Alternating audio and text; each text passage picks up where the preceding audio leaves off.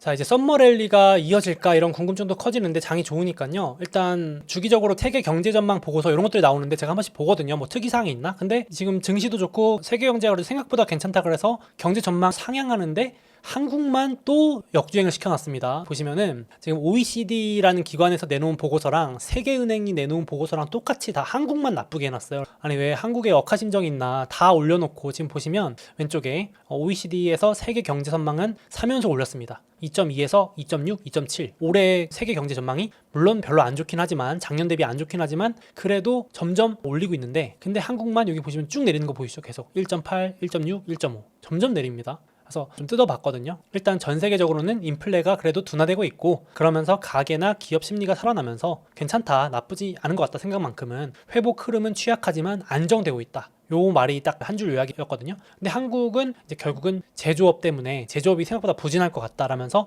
평가 절하를 좀 하는 모습이었습니다. 근데 제가 보니까 유일하게 전망치 내린 나라가 공통점이 제조업이더라고요. 독일을 제일 많이 내렸고요. 한국, 일본 딱 3개 국가 내려놨는데 독일, 한국, 일본 공통점 뽑으라면 제조업이거든요. 독일도 자동차, 한국도 반도체, 일본도 제조업 중심의 국가니까 서비스 국가들은 다 올려놨습니다. 그러니까 그렇게 보는 것 같은데 한국은 역시 반도체죠. 그러니까 반도체가 생각보다 덜 회복하나 이렇게 보는 건지 물론 다른 뭐 가계 부채라든지 그런 것들도 당연히 있는 요인이지만 크게 봤을 때는 업황으로 봤을 땐 제조업이 제일 영향이 큰 것 같은데 그래서 제가 보니까 한국을 놓고 요즘 들어서 미국과 중국 압박이 정말 거세지는 것 같습니다. 한국에 있는 중국 대사가 정부를 상대로 압박을 하죠. 중국 패배 베팅은 잘못된 판단이다. 요걸 얘기하거든요. 요게 바이든이 쓰는 멘트를 패러디했다라는 얘기도 있는데 맨날 바이든이 이렇게 말하거든요. 미국 경제에 반해서 베팅하지 마라. 그러니까 미국 경제에 반대로 베팅하지 마라. 그래서 이걸 이제 견제하는 목적으로 얘기했다고 하는데 지금 한국 여기 중간에 껴서 벌벌 떨고 있는데 이게 지금 막 나중에 반드시 후회할 거다. 그러니까 지금 줄 잘 서라 이렇게 협박을 하는 거고 그 다음날에도 중국 외교부 대변인이 한국은 현실을 직시하라 이러면서 압박을 넣습니다. 그러니까 지금 너 어디 편에 설 거냐. 근데 결국 이거 싸우는 이유가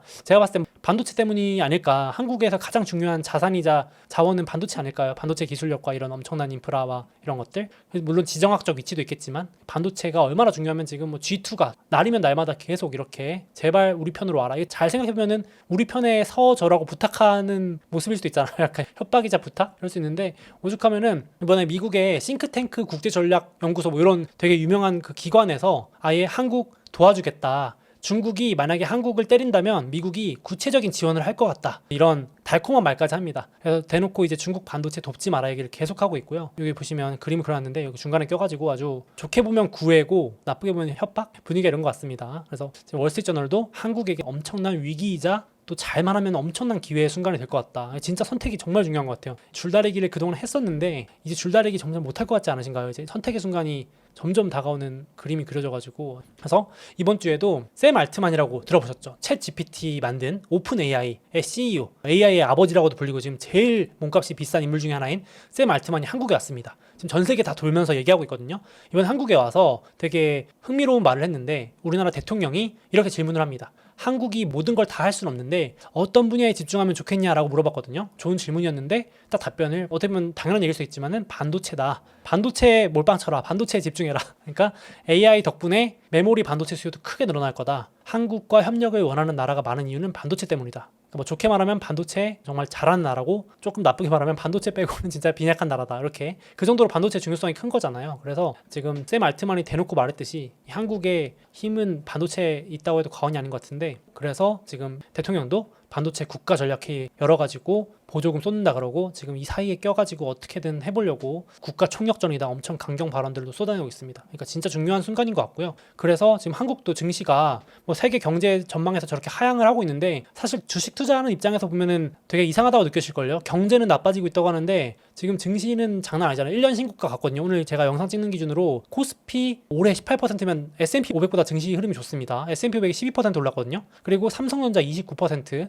하이닉스 52% 날아다닙니다. 왜 내 주식은 안 올라요 하실 수 있는데 외국인들이 삼성전자 그냥 싹 쓸어 담더라고요. 12조 원 샀는데 10조 원을 삼성전자 샀으니까 그러니까 이제 착시 현상이다라고 얘기를 하는 거죠. 지금 증시를 올리는 게 삼전 하이닉스 때문이다. 워낙 그 비중이 크니까. 미국이랑 비슷하죠. 미국도 빅테크가 끌어올려서 착시 현상이다라고 얘기하는데 지금 약간 그런 쏠림 현상이 있습니다. 그래서 외국인들도 반도체 기대감 때문에 반도체 중요하니까 그 중요성을 알아서인지 단기 시세 차익인지 모르겠지만 삼전이 1, 2, 3, 4, 5, 6월 순매수 1위 압도적입니다. 이거 다 합치면 10조 넘거든요. 엄청납니다. 그 다음 2위가 하이닉스 정도 되는 것 같습니다.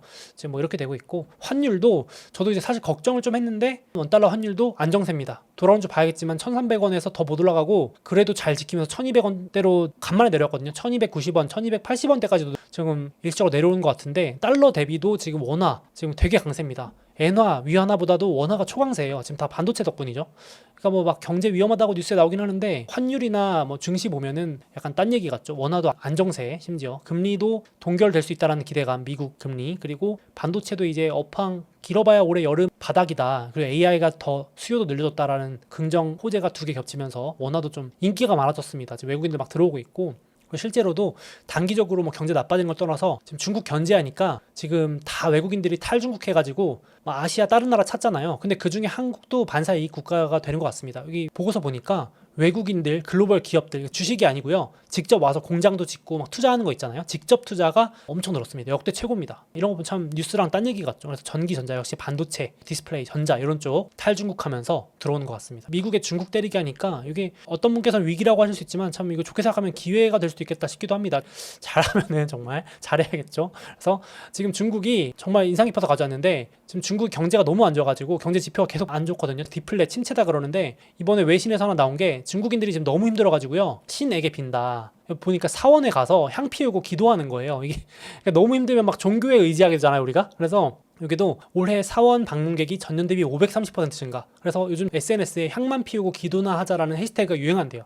되게 비관적이죠. 마치 그 잃어버린 30년의 일본을 보는 것 같다는 얘기를 하던데 지금 중국이 계속 돈 풀고 금리 내리려고 하고 어떻게든 돈 써라 해도 생각보다 안 올라오고 청년 실업들 막 엄청나고 늘어나니까 되게 시니컬해지는 것 같습니다. 물론 작년에 봉쇄했기 때문에 올해 이렇게 늘어난 숫자에는 약간 왜곡이 있습니다. 코로나 봉쇄 리오프닝에 대한 기저효과도 있고 또 얼마 전에 중국인들 수능 쳤거든요. 수능 쳐서 수능 직전에 늘어난 것도 있지만 전년 대비니까 똑같이 비교를 하더라도 비관론이 많이 늘어난 것 같습니다. 그래서 월가에서도 좀 계속해서 돌아가면서 또 보고서 내는 게 일본의 잃어버린 30년이었다면 이번에는 이제 중국 차례다. 중국이 잃어버린 10년도 가능하다 이런 얘기 계속 하는 것 같습니다. 결국은 일본도 미국이 때려서 그렇게 잃어버린 30년 맞았잖아요. 사실 미국이 지금 작심 공격하는 게 느껴져가지고 개인적으로도 중국이 다음 차례인가 싶기도 합니다. 그래서 한국도 참 줄타기나 이런 대응을 잘해야 될 텐데 라는 생각도 동시에 들면서요. 그래서 동시에 역시 한국뿐만 아니라 신냉전 시대의 수혜가 또 일본이 될 수 있다 이런 얘기 계속 나오는 것 같습니다. 지금 증시가 지금 아시아에서는 한국, 일본 좋거든요. 9주 연속 상승입니다. 일본 니케이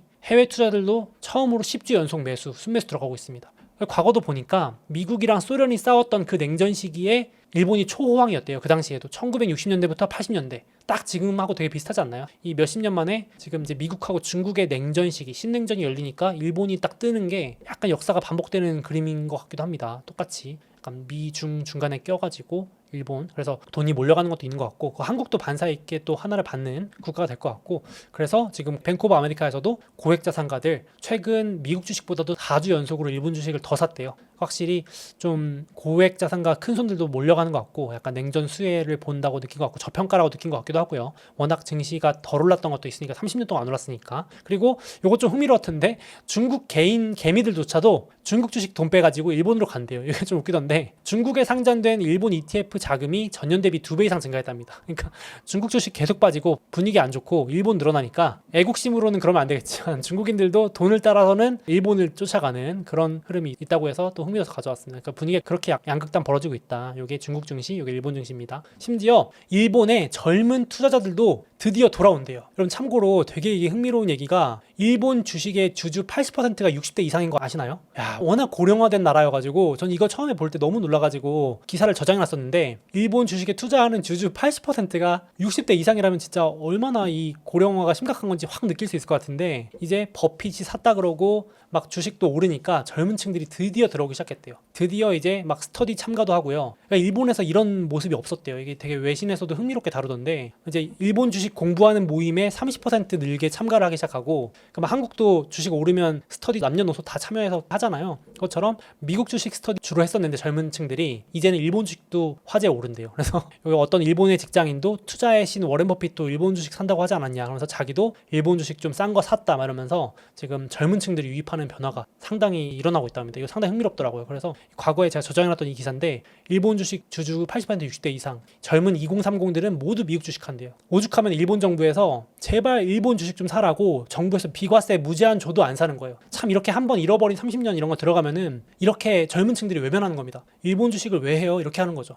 근데 이제 바뀌는 겁니다. 그래가지고 일본 주식 왜 안 하냐 그랬더니, 나라가 성장을 안 하는데 주식을 왜 사냐, 저출산, 고령화, 인구도 문제고 성장을 안 한다, 이게 1, 2위였는데 미국 주식은 왜 하냐 그랬더니, 이제 경제 성장도 하고 수익률도 크고 기대 수익률도 크고 배당도 잘 늘려주고 이익도 잘 크는 것 같다, 빅테크처럼. 근데 이제 다시 이렇게 미국 주식 하던 젊은 층들이 일본으로 돌아온다, 이렇게 얘기를 하더라고요. 그래서 결국 제가 느낀 것도 이제 일본이 성장할 거라는 기대가 부는 거 아닌가, 한국도 마찬가지지만. 그래서 일본 경제나 증시 성장에 대해서 좀 기대감이 다시 좀 커지는 한 측면 아닌가 싶기도 합니다. 참, 이게 되게 우리가 엄청나게 큰 변화의 한 순간에 있는 것 같기도 해서 제가 정리를 한번 해봤고, 그래서 결국은 미국의 중국 때리기 견제할 때 꼭 필요한 나라는 결국 반도체를 가지고 있는 한국, 대만도 쉽게 버리기 어려울 것 같고, 이건 제 생각입니다만은. 그리고 반사이익을 얻는 또 국가 중에 하나가 일본이 아닐까. 그래서 지금 미국과 중국이 으르렁거리면서 한국 계속 줄서기 하라고 압박을 넣고 있는 것도 같고, 일본은 또 반사이익 이렇게 누리고 있는 것 같아서 지금 실제로 아시아 투탑이 일본하고 한국, 증시 분위기 정말 좋습니다.